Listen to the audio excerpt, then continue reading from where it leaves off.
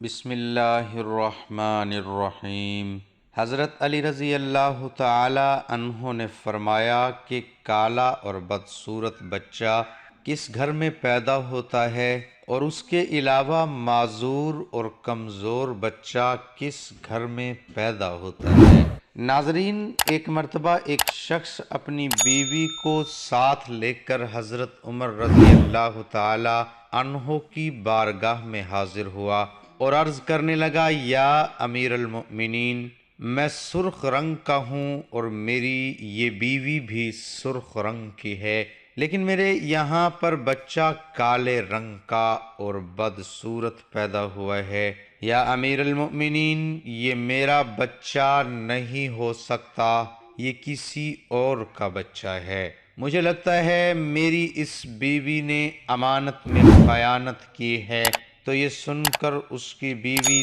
زار و قطار رونے لگی اور روتے روتے کہنے لگی، یا امیر المؤمنین، میں نے کبھی بھی خیانت نہیں کی ہے، یہ بچہ میرے اس شوہر کا ہے، میں نے اس کے ساتھ ہمیشہ وفاداری کی ہے، مگر دوسری طرف شوہر اپنی بیوی سے بہت زیادہ خفا تھا، اس کے دل میں بیوی کے لیے نفرت آ چکی تھی، اس لیے یہ سن کر وہ شخص کہنے لگا، یا امیر المؤمنین، میری یہ بیوی جھوٹ بول رہی ہے، یہ بچہ میرا نہیں ہو سکتا۔ یہ سن کر حضرت عمر رضی اللہ تعالی عنہ سوچ میں پڑ گئے اور سوچنے لگے کہ اب اس معاملے کا کس طرح سے حل کیا جائے۔ اس کے بعد حضرت عمر رضی اللہ تعالی عنہ اس شخص اور اس کی بیوی کو ساتھ میں لے کر حضرت علی رضی اللہ تعالی عنہ کی خدمت میں حاضر ہوئے تاکہ اس معاملے کا کوئی حل نکالا جا سکے۔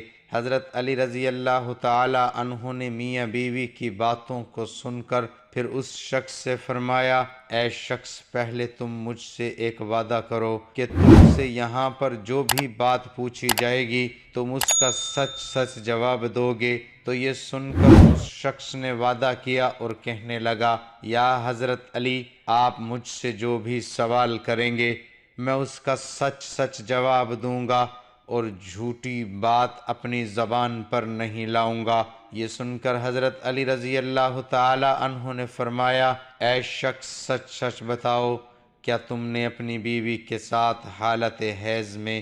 مباشرت کی تھی؟ یہ سن کر وہ شخص تھوڑی دیر تو خاموش رہا، پھر کہنے لگا، ہاں یا حضرت علی رضی اللہ تعالی عنہ، میں نے اپنی بیوی کے ساتھ اس حالت میں مباشرت کی تھی جب وہ حالت حیض میں تھی۔ تو اتنا سنتے ہی حضرت علی رضی اللہ تعالی عنہ فرمانے لگے، اے شخص، اب تو اس سے انکار نہ کر، جب تم نے حالت حیض میں اپنی بیوی کے ساتھ ہم بستری کی تھی تو اس وقت تمہارا نطفہ تمہاری بیوی کے سیاہ خون کے ساتھ مل گیا تھا، یعنی کہ حیض کی حالت میں بیوی کے ساتھ ہم بستری کرنے کی وجہ سے تمہارا یہ بچہ کالے رنگ کا اور بدصورت پیدا ہوا ہے، لہٰذا اب تو اس سے انکار نہ کر، یہ بچہ تیرا ہی ہے تو اسے قبول کر لے اور اپنی اس بیوی پر جھوٹی تہمت مت لگا۔ اے شخص، یاد رکھ، حیضی کی حالت میں بیوی کے ساتھ صحبت کرنا حرام اور سخت گناہ کا کام ہے، اور جو کوئی اس بات کو جانتے ہوئے بھی حیض کی حالت میں اپنی بیوی کے ساتھ ہم بستری کرتا ہے، اللہ پاک ایسے شخص کو پسند نہیں فرماتا اور ایسے شخص کو جلد ہی تباہ و بربادی مل جاتی ہے۔ حدیث پاک میں آیا ہے کہ حیض کے دنوں میں اپنی عورتوں سے دور رہو اور ان سے نزدیکیاں نہ کرو جب تک کہ وہ پاک اور صاف نہ ہو جائے، جب وہ پاک اور صاف ہو جائے تو پھر تم ان کے پاس جاؤ۔ اس کی تفسیر میں اللہ کے پیارے نبی صلی اللہ تعالی علیہ وسلم نے ارشاد فرمایا کہ حیض کے دنوں میں تم اپنی بیویوں کے ساتھ صحبت نہ کرو، باقی کے معاملاتوں کو، یعنی ان دنوں میں تم اپنی بیویوں سے نفرت بھی نہ کرو۔ اس لیے ناظرین، یاد رکھیں، حیض کی حالت میں بیوی کے ساتھ ہم بستری کرنا حرام ہے،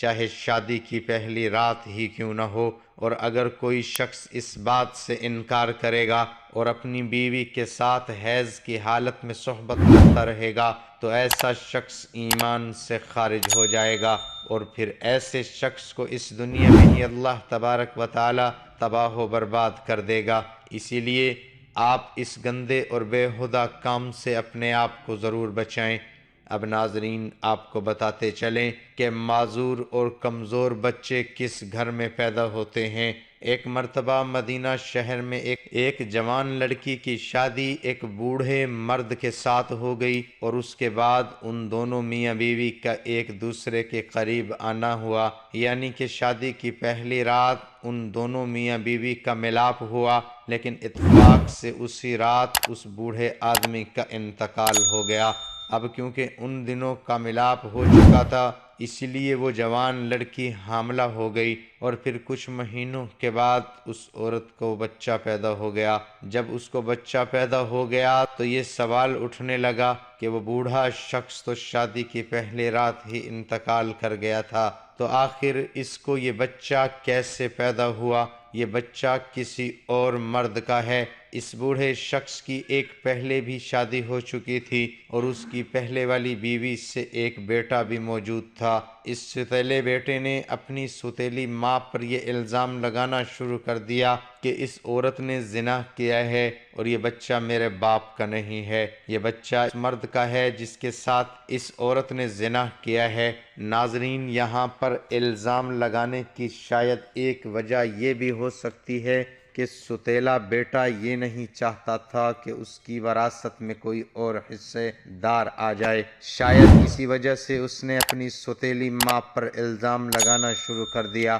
اور کہنے لگا کہ یہ بچہ ہمارے باپ کی اولاد نہیں ہے، ہمارا باپ تو شادی کی پہلی رات ہی انتقال کر گیا تھا۔ پھر یہ معاملہ حضرت عمر رضی اللہ تعالی عنہ کی بارگاہ میں پہنچا، اور آپ رضی اللہ تعالی عنہ کی بارگاہ میں وہ ستیلا بیٹا عرض کرنے لگا، یا امیر المؤمنین، میرا باپ تو شادی کے وقت ہی انتقال کر گیا تھا، اس لیے یہ بچہ میرے باپ کا نہیں ہو سکتا، یہ بچہ تو زنا کے نتیجے میں پیدا ہوا ہے، اس لیے میں اس بچے کو اپنا بھائی تسلیم نہیں کرتا۔ ستیلا بیٹا اپنے ساتھ کچھ گواہوں کو بھی ساتھ لے کر آیا تھا، وہ سب ہی یہی کہہ رہے تھے کہ ہاں، اس کا باپ تو شادی کے وقت ہی انتقال کر گیا تھا، اسی لیے یہ بچہ اس کا بھائی نہیں ہو سکتا ہے۔ یہ سب سن کر حضرت عمر رضی اللہ تعالی عنہ کو بھی لگنے لگا کہ سچ میں یہ عورت ہی قصوروار ہے، سب لوگ اس کے خلاف گواہی دے رہے ہیں۔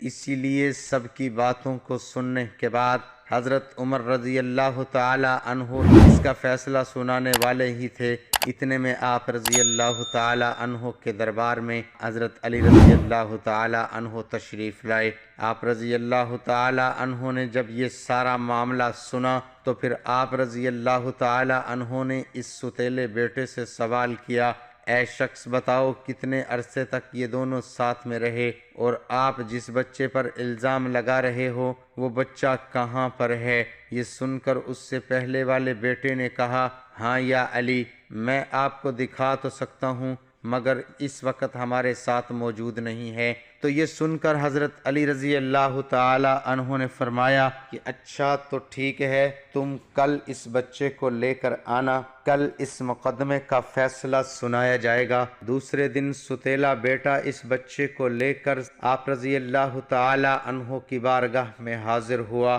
اور عرض کرنے لگا، یا علی، یہی وہ بچہ ہے۔ بچے کو دیکھ کر حضرت علی رضی اللہ تعالی عنہ نے فرمایا کہ میں ابھی فیصلہ کر دیتا ہوں۔ حضرت علی رضی اللہ تعالی عنہ نے کچھ اور بچوں کو بلایا اور سارے بچوں کو کہا کہ سب بچے باہر جا کر کھیلو۔ تھوڑی ہی دیر میں سب بچے آپس میں گھل مل گئے اور سب ایک ساتھ اچھلنے کودنے لگے۔ ادھر حضرت علی رضی اللہ تعالی عنہ ان سب بچوں کو غور سے دیکھ رہے تھے۔ اس کے بعد آپ رضی اللہ تعالی عنہ نے ان بچوں سے کہا، اے بچوں، سب ایک ساتھ بیٹھ جاؤ۔ یہ سن کر سارے بچے ایک ساتھ زمین پر بیٹھ گئے۔ پھر آپ نے فرمایا کہ تمام بچے ایک ساتھ کھڑے ہو جاؤ، تو سارے بچے کھڑے ہو گئے۔ آپ رضی اللہ تعالی عنہ ان بچوں کو غور سے دیکھ رہے تھے۔ آپ رضی اللہ تعالی عنہ نے دیکھا کہ وہ سارے بچے بڑی ہی آسانی سے بیٹھے بھی اور اٹھے بھی،